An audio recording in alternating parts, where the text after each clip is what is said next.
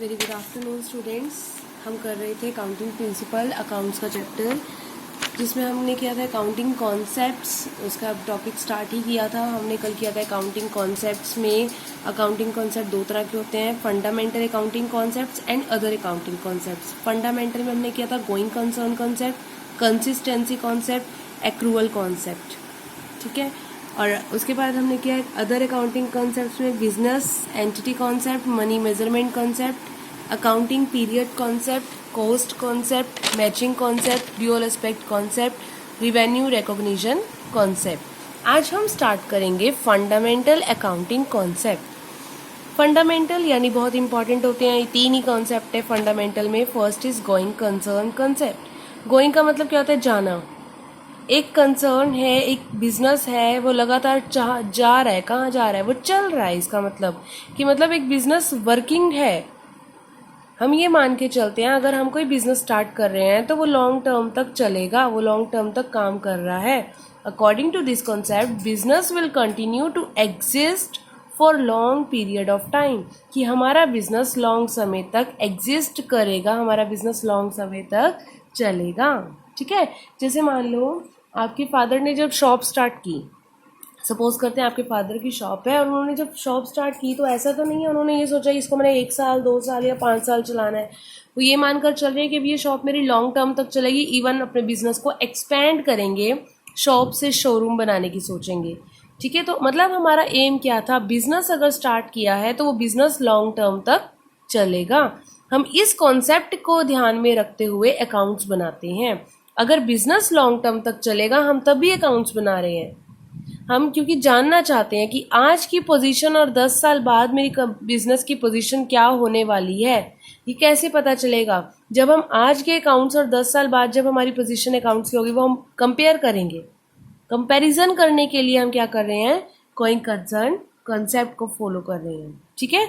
इसीलिए हम जो फिक्स्ड एसेट्स हैं हमारे पास, जैसे आपकी मान लो शॉप पर आपने कोई शॉप ही ले लेते हैं, या फिर हम कोई मशीन लेते हैं, तो ये सब क्या है? Fixed assets. तो वो फिक्स्ड एसेट को हम उसकी ओरिजिनल वैल्यू यानी जिस वैल्यू पर हम खरीदते हैं उसी वैल्यू पर लिखेंगे। मान लो आपने कोई मशीन थी खरीदी 2 लाख रुपए की, अब 10 साल बाद भी जब आप अकाउंट्स बना रहे हो और उस मशीन को लिखोगे तो आप उसकी वैल्यू 2 लाख रुपए ही लिखोगे। उसकी वैल्यू कम या ज़्यादा हो गई होगी, लेकिन हम क्योंकि ये मान के चलते हैं अभी मेरा बिजनेस और लंबा चलना है, तो मैं अभी की मार्केट वैल्यू क्यों फाइंड करूं? मुझे कोई बेचनी थोड़ी है। अब जैसे प्रॉपर्टी है, आप जिस घर में रह रहे हो, आप यही कहते हो ना हमने ये घर इतने में खरीदा था। आप इसकी एट प्रेजेंट वैल्यू अपने रिकॉर्ड्स में क्यों, क्या आप अपने प्रॉपर्टी के पेपर के ऊपर हर साल की वैल्यू शो करते हो कि इस साल हमारी जो घर की जो जगह है वो इतने लाख की हो गई या इतने करोड़ की हो गई? नहीं ना। हमारी प्रॉपर्टी के जो पेपर्स होते हैं उसके ऊपर वही वैल्यू लिखी होती है जिसमें हमने खरीदी है। जब हम उसको बेचने की बात करेंगे तब उसकी मार्केट वैल्यू हम फाइंड आउट करते हैं। तो same way going concern concept को याद रखते हुए हम अपनी फिक्स्ड एसेट्स को भी उसी वैल्यू पर लिखेंगे जिस वैल्यू पर खरीदी गई है, ठीक है।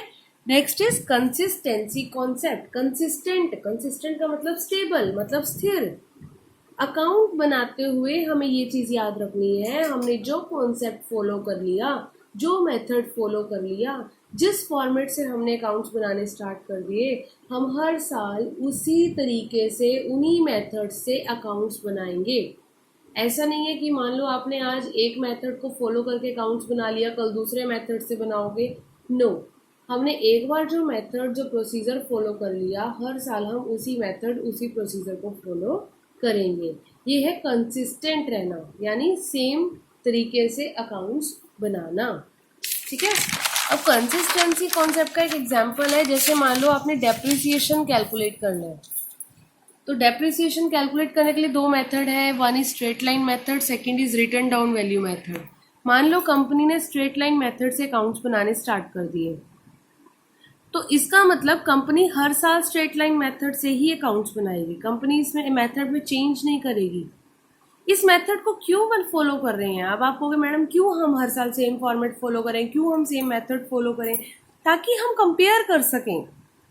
एक साल डेप्रिसिएशन की वैल्यू हमने स्ट्रेट लाइन से निकाली, दूसरे साल हमने original cost method return down value method से निकाली, तो अकाउंट्स की जो कंपैरिजन है वो पॉसिबल नहीं हो पाएगी, क्योंकि दोनों मेथड से डेप्रिसिएशन अलग अलग आ रहा है। ठीक है, अब आप कहोगे कंसिस्टेंट का मतलब, मान लो हमारी कंपनी 50 साल तक चलती, तो 50 साल तक अकाउंटिंग सिस्टम में कोई चेंज ही नहीं होगा? बिजनेस इन्वायरमेंट चेंज होता है, बिजनेस में चेंजेस आते हैं, बिजनेस की पॉलिसीज चेंज होती है, गवर्नमेंट चेंज होती है, लोग चेंज होते हैं, एजुकेशन लेवल चेंज होता है, सोसाइटी चेंज होती है, इनकम लेवल चेंज होता है, इनकम स्ट्रक्चर चेंज होता है, टैक्स स्ट्रक्चर चेंज होता है। तो जब इतने सारे चेंजेस हो रहे हैं तो कहीं ना कहीं हमारे अकाउंट्स में भी चेंज होगा, लेकिन वो चेंज इतनी जल्दी जल्दी नहीं एक्सेप्ट होता। ये जो अकाउंटिंग के चेंजेस है वो केवल तभी अप्लाई होंगे जब बहुत नेसेसिटी है, जब हमें लगता है अब हमारे पास कोई सोर्स ही नहीं है। जैसे पहले हम अकाउंट्स में वैट शो करते थे, excise duty, custom duty show करते थे, सेल्स टैक्स शो करते थे, लेकिन अब ये सब टैक्स नहीं रहे। तो यानी हमारे अकाउंटिंग सिस्टम में चेंज हो गया। पहले हमारे अकाउंट्स में हम वैट शो करते थे, सेल्स टैक्स शो करते थे, custom duty, excise duty show करते थे, लेकिन अब ये टैक्स ही नहीं रहे, तो क्या हम इनको शो कर सकते हैं? नहीं। तो यानी अब हमें अपने अकाउंट्स में क्या शो करना पड़ेगा? जीएसटी। यानी हमारे अकाउंट्स बनाने का मेथड चेंज तब होगा जब बहुत ज़्यादा नेसेसरी है, बहुत ज़्यादा ज़रूरी है, बिना चेंजेस के अकाउंट्स पॉसिबल नहीं है, तब आप अकाउंट्स में चेंज करोगे। Otherwise same format, same method, same principle आपको रखने होंगे।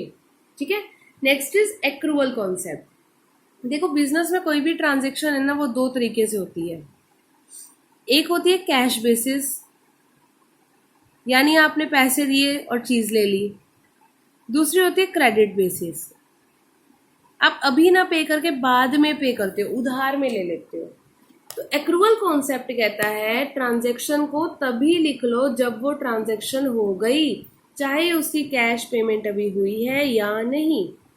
अब मान लो आपकी राशन की शॉप है, आपकी शॉप पर एक मिस्टर ए नाम का एक कस्टमर आता है। वो आपका बहुत पुराना कस्टमर है, वो आपसे हर 10 दिन का सामान ले जाता है और 10 दिन के बाद पे करता है। इसका मतलब आपसे जब वो 10 दिन का सामान ले गया, जब आपने उसको वो 10 दिन का राशन बेच दिया, अभी उसने पैसे नहीं दिए, लेकिन आपकी तरफ से तो वो ट्रांजेक्शन हो गई, आपकी तरफ से तो गुड्स बिक गई, आप इसको रिकॉर्ड कर लोगे।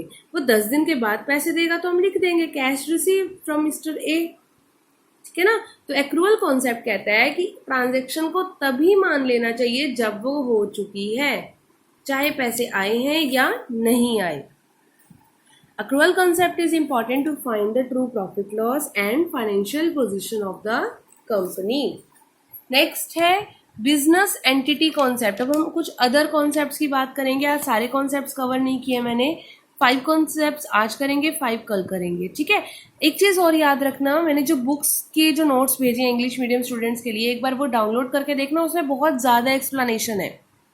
क्योंकि हम इतनी एक्सप्लेनेशन याद नहीं कर सकते, क्योंकि हम इतनी एक्सप्लेनेशन पढ़ेंगे तो कंफ्यूज होते जाएंगे। तो बेटर इज इतना लिखो कि हमें समझ आ जाए, क्योंकि ये चैप्टर थोड़ा सा बोरिंग भी हो जाता है, थ्योरी है सारी, थोड़ा सा आपको लगेगा मैम कितना बोर कर रहे हैं, अकाउंट्स में कुछ प्रैक्टिकल नहीं करवा रहे, लेकिन प्रैक्टिकल करवाने के लिए इन चैप्टर्स का एक बारी कवर करना बहुत जरूरी है, आपको तभी प्रैक्टिकल समझ आ पाएंगे। बस और 2-3 चैप्टर्स के बाद हम प्रैक्टिकल क्वेश्चन स्टार्ट कर देंगे। ठीक है। अभी हम करेंगे बिजनेस एंटिटी कॉन्सेप्ट। देखो, बिजनेस एंटिटी कॉन्सेप्ट कहता है कि बिजनेस और बिजनेसमैन दो अलग अलग है। अब एक शॉप है और एक शॉपकीपर है, दोनों अलग अलग व्यक्ति हैं। कल को मान लो शॉपकीपर चोर निकला, तो इसका मतलब ये थोड़ी है कि वो उसमें शॉप की गलती है। या मान लो कल को हमारी शॉप को भी नुकसान हो गया, मान लो शॉप के नाम पर कोई इलीगल बिजनेस कंडक्ट हुआ है, तो इसका मतलब ये नहीं है कि वो शॉपकीपर की अगर नॉलेज में नहीं है तो वो रिस्पॉन्सिबल नहीं है।